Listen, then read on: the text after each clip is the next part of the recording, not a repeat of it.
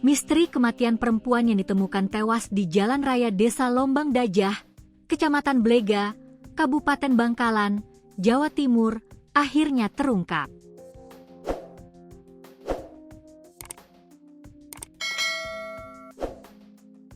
Polisi menangkap pelaku yang merupakan anak tiri korban, MH, 24. Kasat Reskrim Polres Bangkalan, AKP Hafid Dian Maulidi, mengatakan kejadian bermula dari dugaan perselingkuhan korban ABF, 30, dengan seorang pria berinisial MS, 34.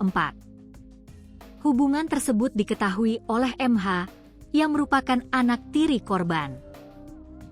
Dari hasil interogasi pada pelaku, aksi tersebut dilakukan karena sakit hati ibunya berselingkuh dengan pria lain. Namun memang niat awalnya sasarannya MS. Ujarnya, Jumat, 24 April 2026. Peristiwa terjadi pada Rabu, 22 April 2026, malam sekitar pukul 21 WITA, saat korban bersama MS dan kakak MS, SH, 70, berada di tepi jalan untuk mencari bus. Saat itu, pelaku yang membawa celurit mengejar ketiganya dari arah belakang. MS dan SH melarikan diri, sementara korban tertinggal.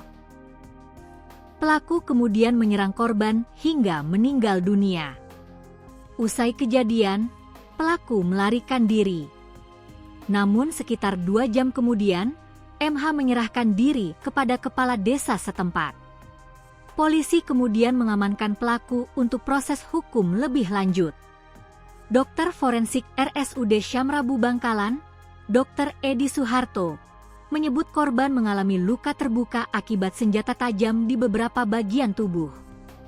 Luka-lukanya pada leher, dada, perut, dan pinggang. Dari hasil otopsi ada beberapa organ di dalam juga ada yang kena, katanya. Ia memastikan penyebab kematian akibat luka serius di bagian leher.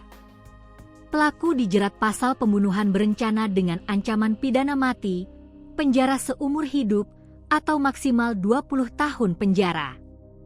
Polisi juga masih memeriksa sejumlah saksi untuk melengkapi berkas perkara.